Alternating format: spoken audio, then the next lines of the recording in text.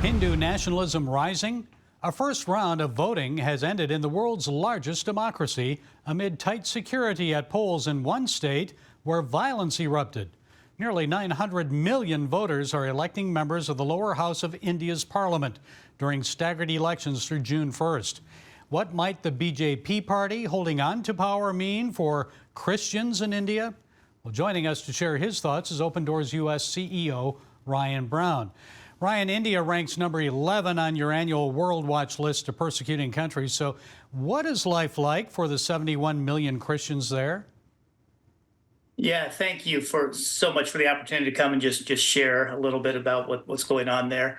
Life for Christians in India, that Hindu nationalism that you spoke of continues to rise. And the passage of anti-conversion laws has made it very, very difficult for Christians, and specifically Christian pastors, to continue to work and to minister in the area. They face increasing opposition as that BJP party has taken increasing control over recent years, with seeing great success over the last two election cycles. The rights of Christians have continued to come under fire. And things like those anti-conversion laws are being used to, while on the books in paper, it would, those anti-conversion laws would seem to be a noble thing, would seem to protect the rights of religious minorities by preventing people from forced conversion. But in actuality, those are being utilized to leverage baseless accusations against pastors, pastors being imprisoned.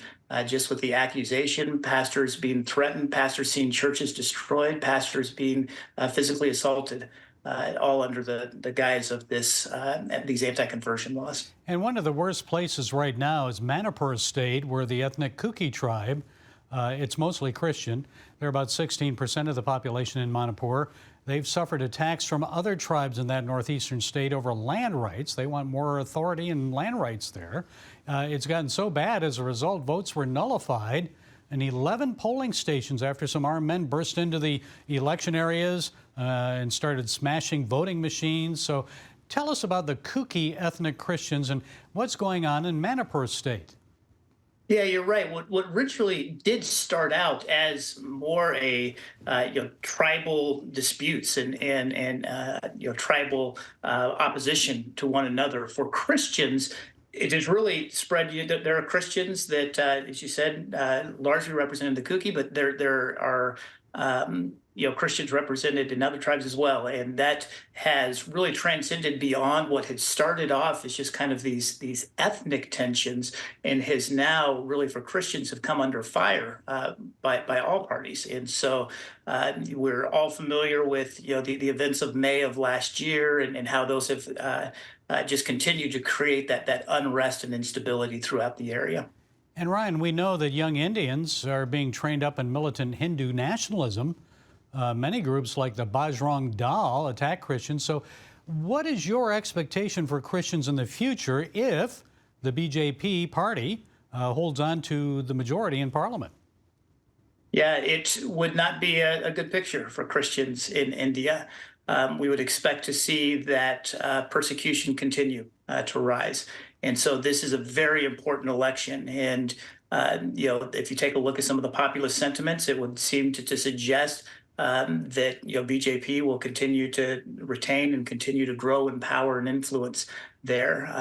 There is much speculation that with that increased control and influence, that currently there are 11 states, 11 of the 28 that have anti-conversion laws. A couple of others have passed bills, but haven't necessarily seen those passed into law as of yet.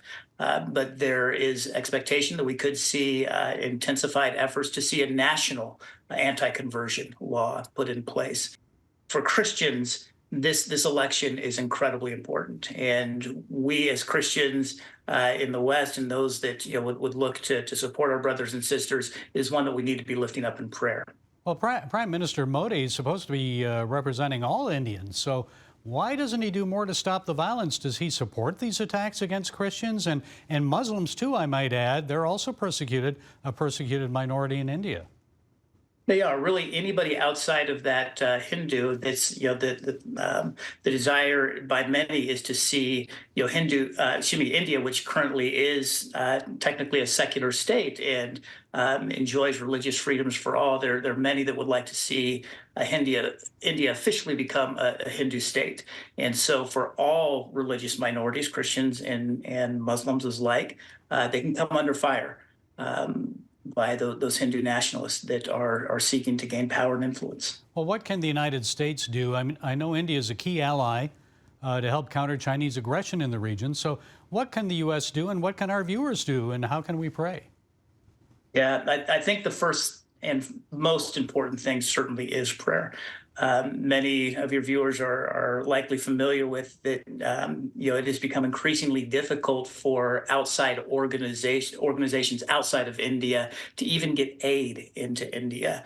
Many Christian organizations have been forced to close up shop and to forced out of India, and so it's a difficult situation. And so again, first and foremost, we need to be lifting up our brothers and sisters in prayer. We need to be lifting up this election, that it would be a fair election. We need to be praying that leaders that would allow for, again, some of those things that are on the books that would protect religious freedoms, that those would be upheld, that those would be seen as important, and that those would continue to be embraced there in India. Okay, Ryan Braun, we'll see how the vote turns out. As things stand right now, projections are a resounding victory for the BJP. Thank you for joining us today. Absolutely.